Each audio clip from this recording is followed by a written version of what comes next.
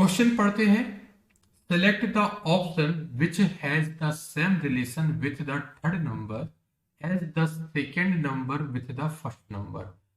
Options में से हमें कोई एक ऑप्शन सेलेक्ट करना है जिसका रिलेशन थर्ड नंबर के साथ ठीक उसी तरह बैठता है जिस तरह से सेकेंड नंबर का रिलेशन फर्स्ट नंबर के साथ बैठता है।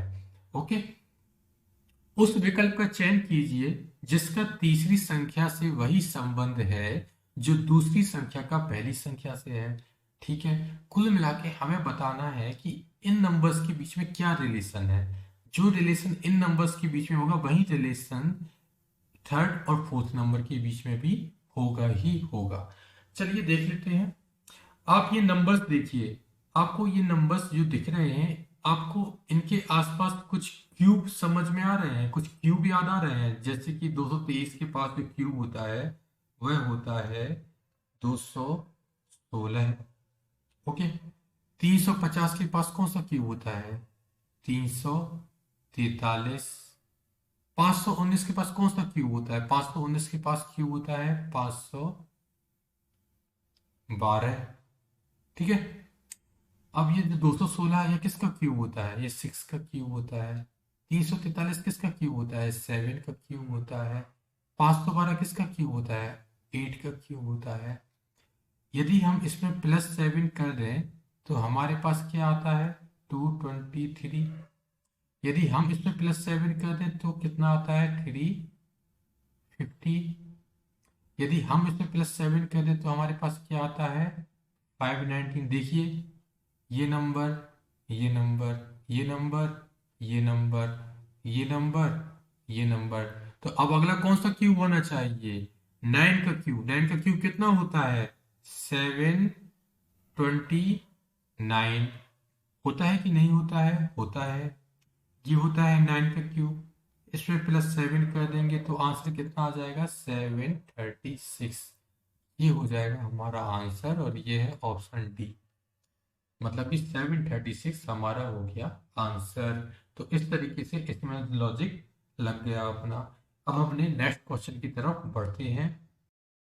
अगेन हमारे सामने एक क्वेश्चन है और इसमें हम देख रहे हैं ये सामने अपन को डाइस दिखाई दे रहे हैं। तो जब जब डाइस का क्वेश्चन आता है तो हमेशा यही पूछता है कि अपोजिट फेस में कौन सा लेटर या कौन सा सिंबल होगा। ठीक है, face opposite to the one having H. H वाले फलक के विपरीत फलक पर होगा। ठीक है, हमको वो बताना है, वो सिंबल या फिर वो लेटर बताना है जो कि एच वाले के अपोजिट साइड पर होगा। ठीक है, बता देंगे, बहुत आसान है। ये देखो, ये अपना आई दिया हुआ है यहाँ पे, इसमें भी आई ये कॉमन है। ओके, आई के राइट साइड में कैपिटल एच है और लेफ्ट साइड में परसेंटेज है। यहाँ पे आई के राइट साइड में @ है और लेफ्ट साइड में एच है। सीधी सीधी सी बात है। इस वाले एंगल से जब अपन देख रहे हैं तो हमें देखने को मिलता है कि आई के राइट साइड में कैपिटल एच और यहाँ पे आई के लेफ्ट साइड में स्मॉल एच है। सीधी सी बात है, जो यहाँ पे राइट पे है उसके अपोजिट जो ये लेफ्ट में है ये तो क्या होगा? स्मॉल एच ही तो होगा। यहाँ पे इस वाले फेज में क्या होगा? स्मॉल एच होगा। तो अपना आंसर हो जाएगा एच। ओके, देखिए ये क्वेश्चन आप पूरा पूरा भी पढ़ सकते हैं। पूरा पूरा पढ़ने की कोई ज़रूरत नहीं है, ज़्यादा ये कहानी किसी मतलब की नहीं है। टाइम बचाइए अपना।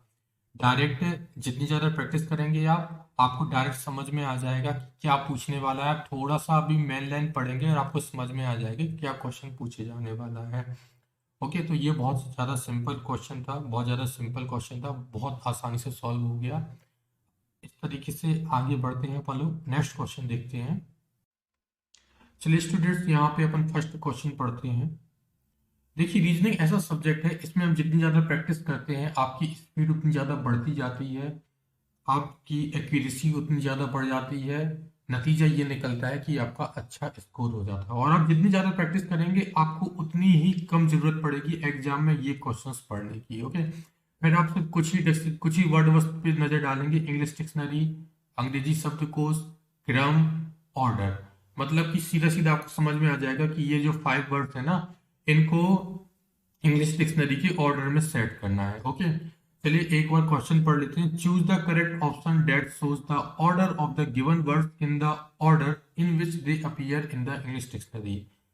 हिंदी में वह सही विकल्प चुनें जो दिए गए शब्दों के उस क्रम को दर्शाता है जिस क्रम में वे अंग्रेजी शब्दकोश में मौजूद होते हैं। बहुत ही आसान क्वेश्चन है। पिटिशन, पिटिशनरी, पिटिशनिंग, पिटिशनर्स और पिटिशन्ड।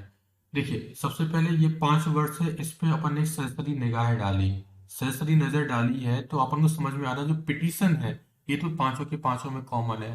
पिटिशन के बाद अपन को देखना है कि कौन सा लेटर आ रहा है। सबसे पहले तो पिटिशन ही उठा लो, मतलब सबसे पहले आएगा 3rd नंबर। अब ऑप्शन ए में 3rd नंबर फर्स्ट पे है और ऑप्शन सी में 3rd नंबर फर्स्ट पे है, मतलब कि ऑप्शन बी कैंसिल आउट हो गया और ऑप्शन डी कैंसिल आउट हो गया। अब ऑप्शन ए और ऑप्शन सी में से अपन को देखना है। सेकेंड अपन को चेक नहीं करना है, वो वन दिया हुआ है, दोनों में कॉमन है, तो सेकेंड अपन चेक नहीं करेंगे, है ना, मतलब कि सेकेंड आ जाएगा 1। अपन डायरेक्ट थर्ड चेक करते हैं। पिटिशनरी के बाद अब क्या आएगा, ए के बाद एन के बाद ए आ गया, ए के बाद क्या आएगा, ई आएगा। अब फोर्थ में भी ई है, फिफ्थ में भी ई है, तो अपन और आगे का चेक कर लेते हैं। अब ई के बाद क्या आएगा, डी आएगा ना, आर तो बहुत बाद में आता है, ई के बाद आएगा डी। तो पिटिशन मतलब कि 5th नंबर का 315, 315 का है, ऑप्शन ए में है, तो अपन यहाँ पे ऑप्शन ए अपना आंसर हो गया। बस आगे का चेक ही नहीं करना है, अपना आंसर आ गया ऑप्शन ए 31542। बस तो इस तरीके से अपना आंसर आ गया और ये अपना क्वेश्चन अपना ही सॉल्व हो गया। तो देखिए दोस्तों बहुत कम टाइम लगा है ऐसे सॉल्व करने में। ओके, तो ऐसे जितनी ज़्यादा प्रैक्टिस करते जाएंगे आपकी उतनी ही जल्दी जल्दी क्वेश्चन बनते जाएंगे। नेक्स्ट क्वेश्चन देखते हैं। यह क्वेश्चन ब्लड रिलेशन का है। कैसे पता चला, बहुत आसान है। क्या लिखा है, how is Kartik related to अंकित।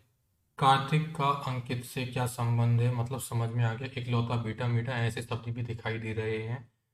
हमने एक सरसरी निगाह डाली और हमें पता चल गया कि यह जो क्वेश्चन है वह ब्लड रिलेशन का है। अब अप्रोच क्या होगी, जैसा जैसा ये बोलता जाएगा हम वैसे वैसा ट्री, जो फैमिली ट्री है वैसा बनाते जाएंगे। ओके, देखिए Saloni is the daughter of Kartik's only son. Saloni Kartik के इकलौते बेटे की बेटी है।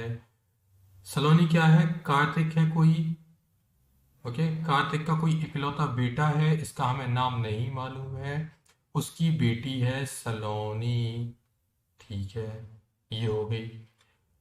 अब निरुपमा इज दीपक मदर। निरुपमा दीपक की माँ है। अब निरुपमा और दीपक, अभी हमें ना निरुपमा का संबंध कार्तिक सलोनी से मालूम है, दीपक का संबंध कार्तिक सलोनी से मालूम। अभी हम ये सब कुछ रहने देते हैं, आगे बढ़ते हैं। यामिनी के इकलौते बेटे अंकित की शादी निरुपमा से हुई है।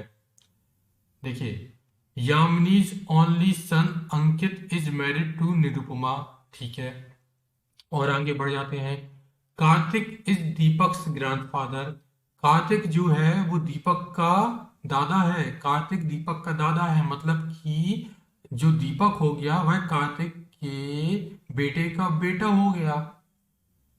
मतलब कि दीपक की पोजीशन ये है, इस तरीके से दीपक का दादा कार्तिक हो गया, कार्तिक दीपक का दादा हो गया। ओके, अब यहाँ पे देखते हैं, यामिनी के इकलौते बेटे अंकित की शादी निरुपमा से हुई है। देखो कार्तिक का भी इकलौता बेटा है और यामिनी का भी इकलौता बेटा है। ओके, तो मतलब कुल मिला के कार्तिक और यामिनी क्या कहलाए, हस्बैंड वाइफ कहलाए। क्यों, क्योंकि दोनों का इकलौता बेटा है, मतलब कि ये हो गया इकलौता बेटा। और यहाँ पे दिया है यामिनी के इकलौते बेटे अंकित की शादी, यामिनीज ओनली सन अंकित। यामिनी और कार्तिक का भी इकलौता बेटा, यामिनी का भी इकलौता बेटा, मतलब कि अंकित यहाँ पे हुआ। इसकी शादी, अंकित की शादी किससे हुई है, निरुपमा से हुई है। अंकित इज मैरिड टू निरुपमा। तो ऐसे हमने बना दिया ये ट्री, ये अपना बन गया फैमिली ट्री। अब यहाँ पे पूछ रहे हैं लास्ट क्वेश्चन, कार्तिक का अंकित से क्या संबंध है, how is Kartik related to Ankit. तो कार्तिक का अंकित से पिता वाला संबंध है, अंकित का पिता है कार्तिक, तो option B is the correct answer. इस तरीके से बहुत ही आसान था। ये फैमिली ट्री बनाना आप सीख जाएंगे, जैसा जैसा बोलता जा रहा है क्वेश्चन में वैसा वैसा फैमिली ट्री बनाते जाइए। यदि आपको कहीं कुछ लिंक समझ में नहीं आती है तो उसके लिए स्किप कर दीजिए, आगे जो लिंक के थ्रू बन रहा है, जैसे कि सलोनी कार्तिक के इकलौते बेटी की बेटी है, उसके बाद निरुपमा दीपक का हमें कुछ लिंक नहीं मिल रहा था। यामिनी के इकलौते बेटे अंकित की शादी निरुपमा से हुई, इसका भी हमें कोई लिंक नहीं मिल रहा था, लेकिन यहाँ फिर से हमें कार्तिक का लिंक मिल गया दीपक के साथ। तो ऐसे हमारा फैमिली ट्री बन गया और हमारा आंसर आ गया। रीजनिंग कुछ नहीं है दोस्तों, बहुत आसान होती है, सिर्फ और सिर्फ आपको प्रैक्टिस करनी होती है। आप जितना ज़्यादा प्रैक्टिस करेंगे आपको रीजनिंग उतनी ही ज़्यादा मज़ेदार लगेगी, उतनी ही ज़्यादा अच्छी लगेगी, उतनी ही ज़्यादा इजी लगेगी। रीजनिंग सबसे ज़्यादा सिंपल सब्जेक्ट होता है। ओके, चलिए नेक्स्ट क्वेश्चन पर आते हैं। अब इस क्वेश्चन पर नजर डालते हैं। इस क्वेश्चन पर नजर डालते ही हमको समझ में आ जाता है कि ये वेन डायग्राम दिया गया है और ये चार ऑप्शंस दिए गए हैं। हमको यही बताना होगा कि ये जो वेन डायग्राम है इसका संबंध किस ऑप्शन के साथ सीधा सीधा बैठता है। यही बात क्वेश्चन में दी गई है। क्वेश्चन पर नजर डालना भी जरूरी है, फटाफट नजर डाल लेते हैं। कभी कभी हो सकता है इसके अपोजिट भी क्वेश्चन पूछ सकता है कि तीन ऑप्शन का तो इसके साथ संबंध बैठ रहा है, किसी एक ऑप्शन का इसके साथ संबंध ना बैठता हो और वही हमें आंसर में बताना हो। लेकिन इस क्वेश्चन में हमें इन चार ऑप्शन में से कोई एक ऑप्शन बताना है जिसका संबंध इस वेन डायग्राम के साथ सीधा सीधा है। क्वेश्चन में भी यही लिखा है, select the set of classes whose relationship between words is best represented by the following Venn diagram। वर्गों के उस समुच्चय का चयन करें जिसके शब्दों के बीच का संबंध निम्न वेन आरेख द्वारा सर्वोत्तम रूप से दर्शाया गया है। हम चारों ऑप्शंस पढ़ते हैं तो उसमें ऑप्शन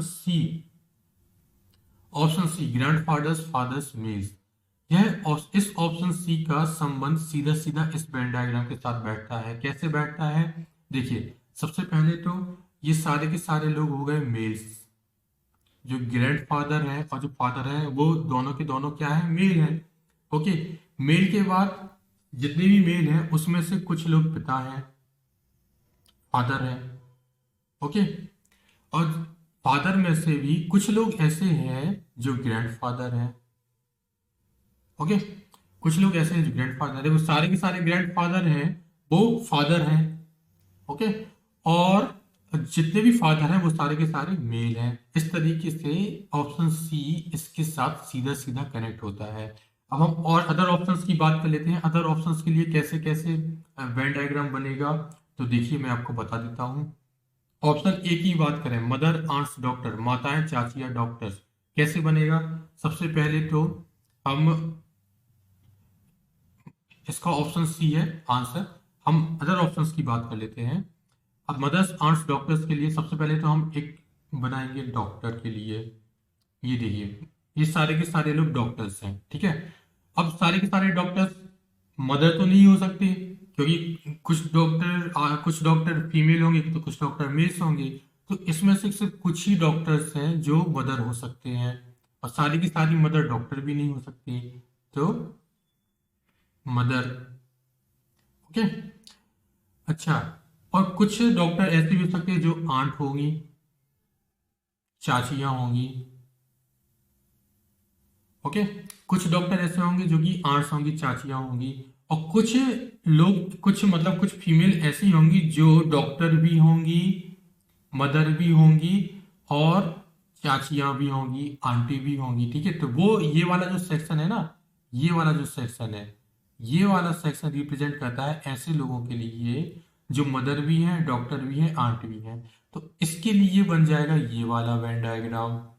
ऐसे ही फादर ब्रदर्स और मेल्स के लिए हम देखते हैं क्या वेन डायग्राम बनेगा। फादर्स ब्रदर्स और मेल्स के लिए सबसे पहले तो फादर और ब्रदर ये दोनों के दोनों क्या है, मेल्स हैं। सबसे पहले तो हमारा एक बन जाएगा मेल, ठीक है, सबसे पहले एक बन जाएगा हमारा मेल का सर्कल। उसके बाद जितने भी फादर हैं वो सभी मेल्स होंगे। ओके, और कुछ फादर ऐसे होंगे जो ब्रदर भी होंगे, और ब्रदर तो मेल्स होते ही होते हैं। ओके, तो फादर ब्रदर्स और मेल्स के लिए ये वाला वेन डायग्राम बन जाएगा। दादा पिता पुरुष के लिए तो ये वाला वेन डायग्राम है ही। जो हमारा क्वेश्चन में पूछा गया था। अभी लिटरेट इंजीनियर्स और फार्मर्स हम देखते हैं, तो लिटरेट इंजीनियर्स फार्मर के लिए क्या बनेगा, सबसे पहले तो हम अपने इंजीनियर्स देख लेते हैं। ये मान लेते अपने इंजीनियर है, अब जितने भी इंजीनियर होंगे वो सब पढ़े लिखे होंगे, वो सभी लिटरेट होंगे, तो ये सारे के सारे इंजीनियर हो गए लिटरेट। ओके, ये सारे के सारे इंजीनियर हो गए लिटरेट। और जो कुछ फार्मर्स होते हैं, ऐसा नहीं सारे के सारे फार्मर्स इलिटरेट होते हैं, अनपढ़ होते हैं, ऐसा नहीं होता है, कुछ फार्मर्स पढ़े लिखे भी होते हैं। तो ये हो गए अपने फार्मर्स, ये फार्मर्स हो गए, इनमें से कुछ फार्मर्स हो जाए अपने पढ़े लिखे हो गए, लिटरेट हो गए, तो इसके लिए बनेगा ये वाला वेन डायग्राम। तो इस तरीके से वेन डायग्राम बनते हैं, बहुत आसान है, इनकी भी आप जितनी ज्यादा प्रैक्टिस करेंगे आपसे उतने ही अच्छे तरीके से ये बनेगा। ओके, चलिए नेक्स्ट क्वेश्चन पर आते हैं अब हम।